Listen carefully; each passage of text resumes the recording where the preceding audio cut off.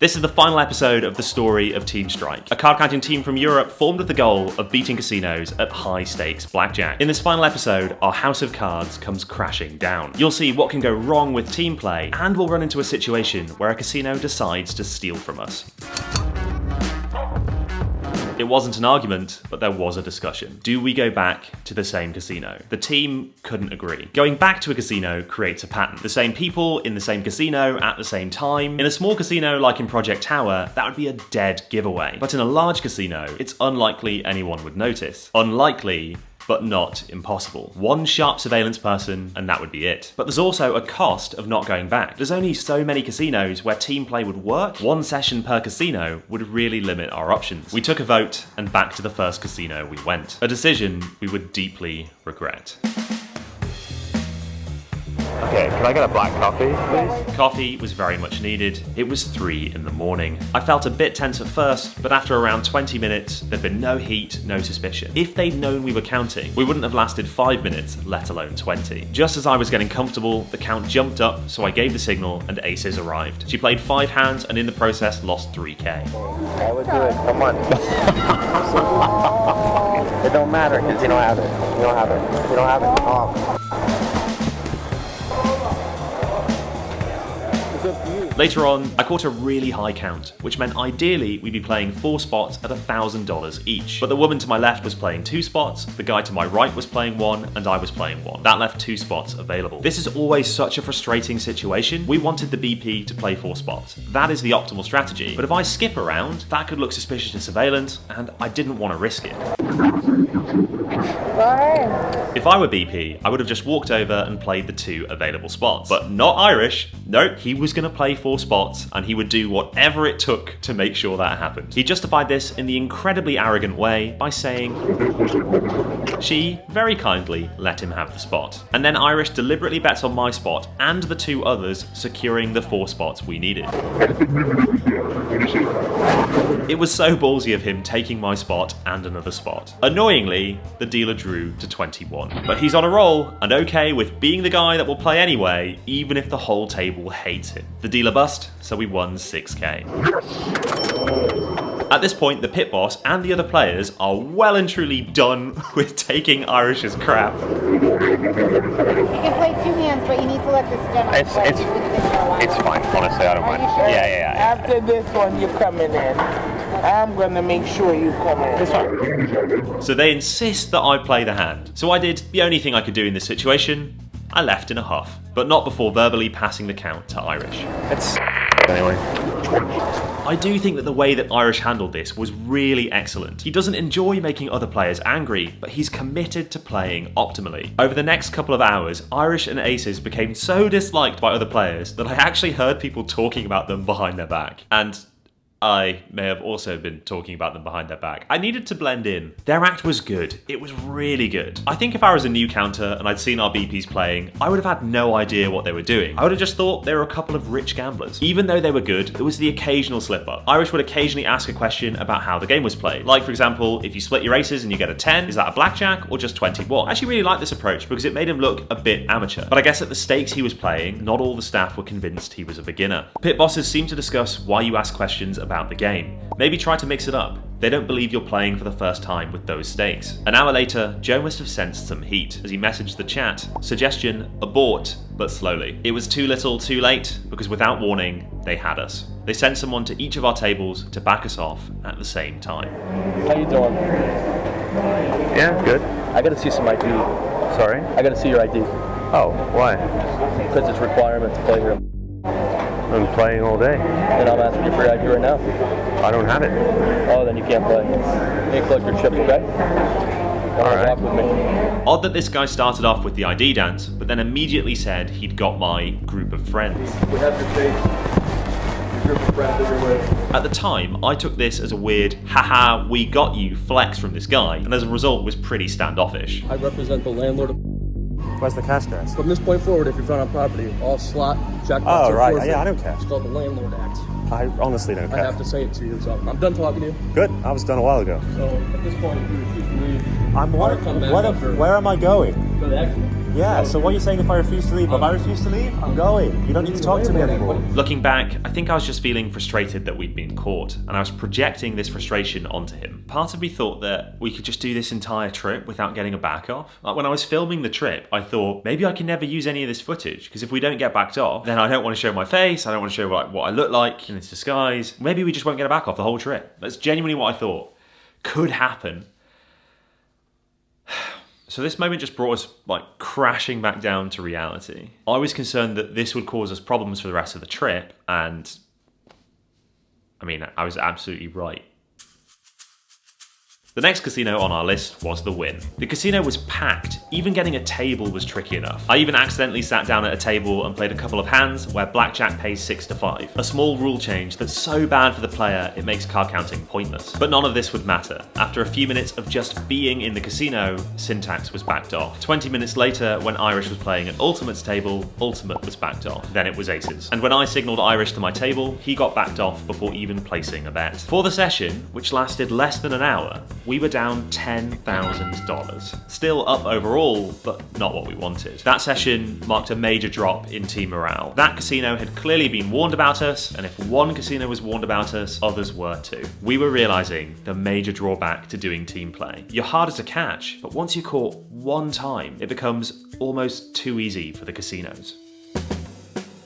A new region, a new Airbnb, and new casinos. The team split up to scout. One casino was great, but not enough tables. Another had a lot of tables, but bad rules. I even went to Canada. Niagara Falls! It's Niagara Falls! But the nearby casinos just had CSMs. So much driving and not enough playing. Over the next week, we'd run into the same problem again and again. We'd get to a casino, send in a spotter, and usually within a few minutes, they'd get backed off. We'd clearly been heavily flyered and updated on various databases. I took the gamble and asked my surveillance guy friend to share any info he had, and he confirmed that casinos across the country had been warned about our team. And because casinos see teams as way more of a threat than solo counters, they were really on the lookout for us. On the plus side, I got to see my new database entry. Looks like the disguise was working, and later on I got sent this pic when the disguise was no longer working. For some casinos, we'd play solo if team play wasn't an option. One of the toughest moments on the trip was experienced by Syntax. He played solo for just under 4 hours at a casino, and in that time, he lost a staggering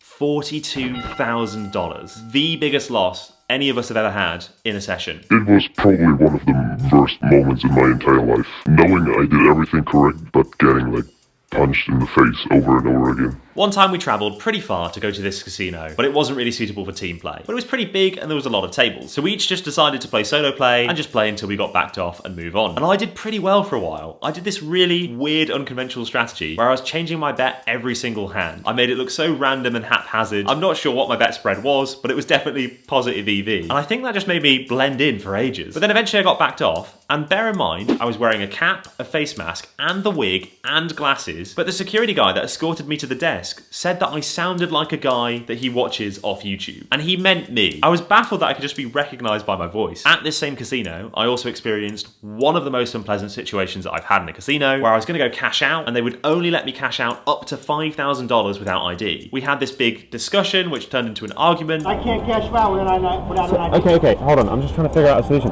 So what is the issue? I know you're saying it's a person. Anything over 5,000, you need an ID. But for what reason, sir? I'm just trying to understand. So it's a rule that you guys have? Yes. Yeah. Okay. They brought reinforcements, the whole thing was super aggressive, and then they had a gaming commission guy that was nearby, and I asked him to help me out, and he was immediately just on the casino side. So eventually I think I just said to him, "Isn't your job to just enforce the law?" And he said, "My job is to enforce the casino policy." So much for gaming commissions being impartial. I was then escorted outside of the building. At least we won 27k in that session, and yes, my chips did get cashed. I have no idea how my chips got cashed. I just got back to the Airbnb, put my hand in my pocket, went to take out the chips, and there was cash there. So I guess the chips just cashed themselves. We'd blown through all our options way quicker than our manager had expected. So for the last couple of days, we could either go to Atlantic City, which is a pretty tough place to play, but has a decent amount of casinos, or we could fly to Vegas. And Vegas actually has a surprising amount of casinos. Who knew? Problem being, we'd have to play the solo version of team play, and Vegas is very sharp. In the end, we decided to go to Atlantic City. But before I tell you about that, I have to tell you about the casino that stole from us. A big casino and a huge pit of blackjack tables. A little tricky for the BPs to keep track of all the spotters, but other than that, it was perfect. We'd filtered in successfully, no one was backed off, it was time to play. As soon as the BPs started betting, they were sweating the action. Lots of heat on me, and I've only placed one bet thus far at a call-in. Sweaty both the floor manager and his right-hand man in the black suit with the dark beard. It was hard to tell if they thought Irish was up to something, or if they were just getting a bit nervous at the 3 hands of $2,000 a hand he was betting. A high count arrived, so I signalled in Irish, who sat down with a massive tray of chips. He then told the whole table the good news. A lot of money. Up 35k. We won some and we lost some, but overall, the chip tray was getting heavier. Then later on in the session, it all happened at once. We got a message from Ultimate saying that Irish had been backed off. But we still had aces. They were surely about to back her off, but I don't think they could find where she was in the casino. Irish then spotted a call-in signal as he bumped into aces. He told her to quickly get to the table, and she did, slamming down 2 bets of $2,000 just in time. To show you what happened next, we're gonna need a dramatic reconstruction.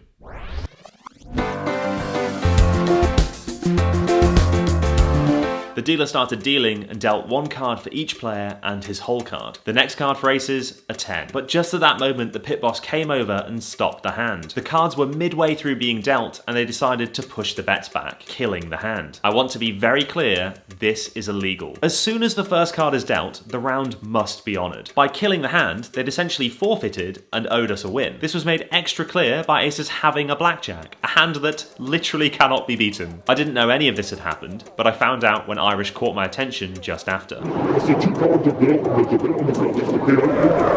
don't know the rule. And the cards were on the felt. Yeah, they have to do that. Should he have spoken to me? Probably not, but at moments like this, it's really tricky to weigh up what the right decision is, and I guess he just wanted backup. I thought getting involved wasn't going to help, but I wanted to stay nearby just in case. While I was failing to get a drink, I was approached. Yeah, ready? Pardon? Any ID, like identification on it. Sure, yeah. Can I see it? Why?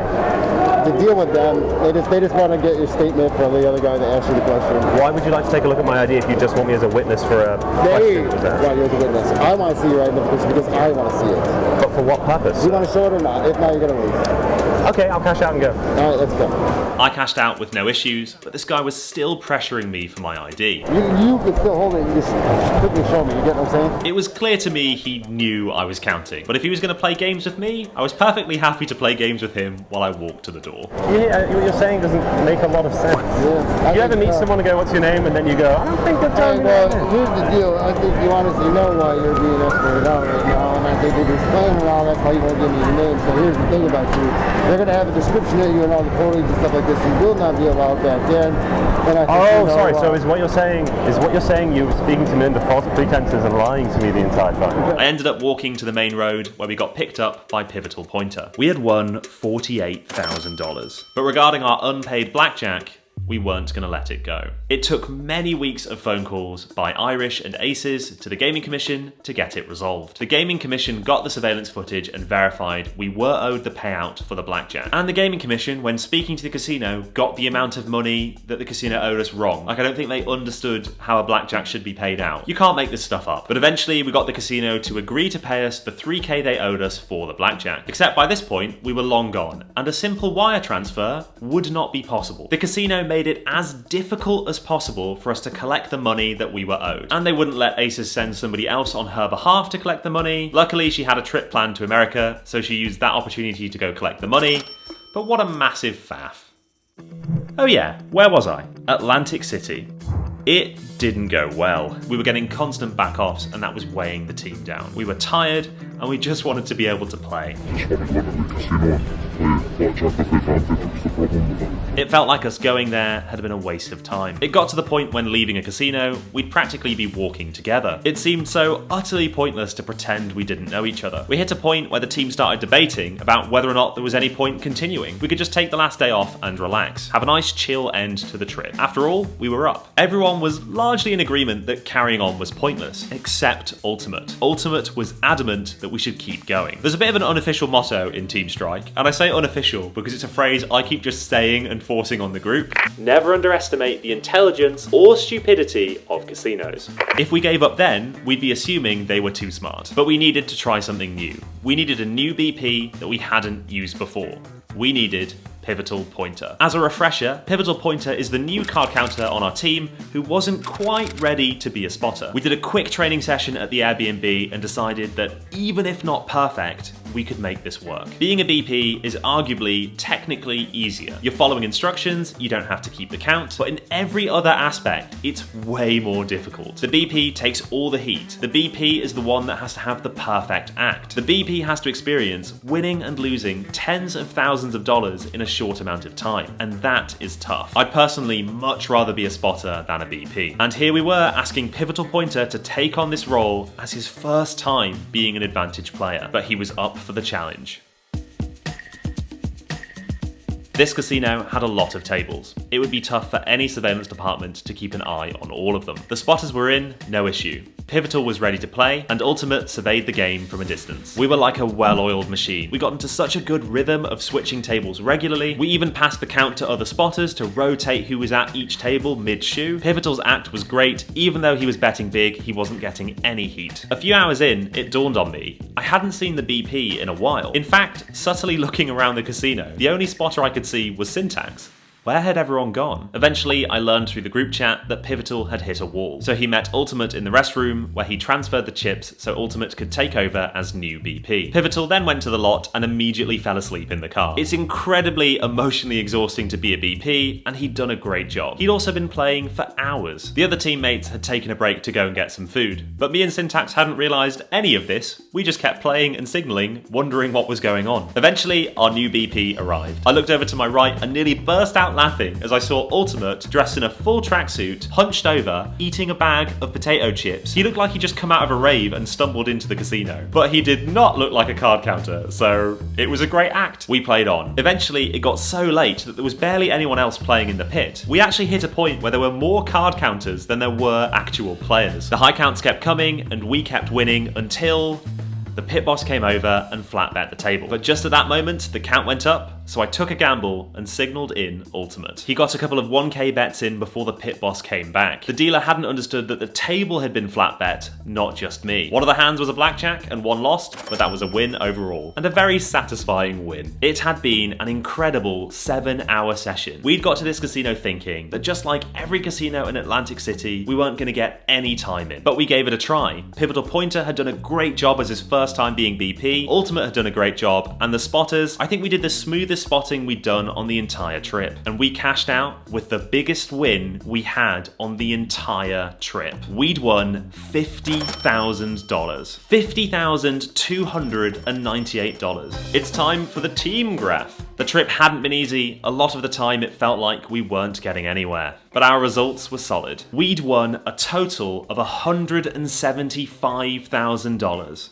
The most successful trip Team Strike had ever had. It's surreal to think that becoming a card counter is something I once thought was impossible. I thought it was so outside my natural ability that I just never would be able to do it. But here we are. And it is hard, but it's a case of not trying to go from beginner to pro in one day. It's about just trying to improve a little bit each day. And those improvements compound, and before you know it, you have a new skill. And I think that applies to any and all skills. One of the regrets I've had in life is when there's something I've wanted to be able to do and I've thought, oh, I couldn't do that, and I've not even tried, especially for things which aren't in my natural skill set. But the funny thing is, if there's something you want to learn, whether it's a new instrument, math skills, juggling, or card counting, if you just put a little bit of time in every day, you'll be amazed at where you can end up. Something I've been using to level up skills I'm not good at is Brilliant.org. Brilliant has a few courses on probability, specifically for casino games including blackjack, poker, and craps. Right up my street, obviously. And taking these courses has helped me understand casino games more and level up my math skills, which for a card counter, you'd assume that my math was good. It's not good. But separate to gambling, Brilliant has thousands of interactive courses in math, science, and computer science. We all know this knowledge is useful if you're in one of the many fields that utilize these skill sets, but they also boost your analytical skills to make you a better problem solver in every part of life. Not to mention how learning new skills gives you an edge in your professional life. Brilliant makes it easy and weirdly addictive to learn new skills in a short amount of time. Part of the issue with learning new stuff is finding a good resource to learn the stuff, and Brilliant is brilliant. You can spend as little as 15 minutes per day, and because it's interactive learning, it's 6 times more effective than passive learning like watching a video. The courses range from basics to advanced, so you don't need to worry about being in over your head. They'll teach you what you need to know so the advanced lessons make sense. You're building these skills step by step, so nothing is too difficult or overwhelming. And because of the way these courses have been designed, they've got more of a fun, game-type feel than a study this textbook feel. To try everything Brilliant has to offer free for a full 30 days, visit brilliant.org/StephenBridges or click the link in the description. The first 200 of you will get 20% off Brilliant's annual premium subscription.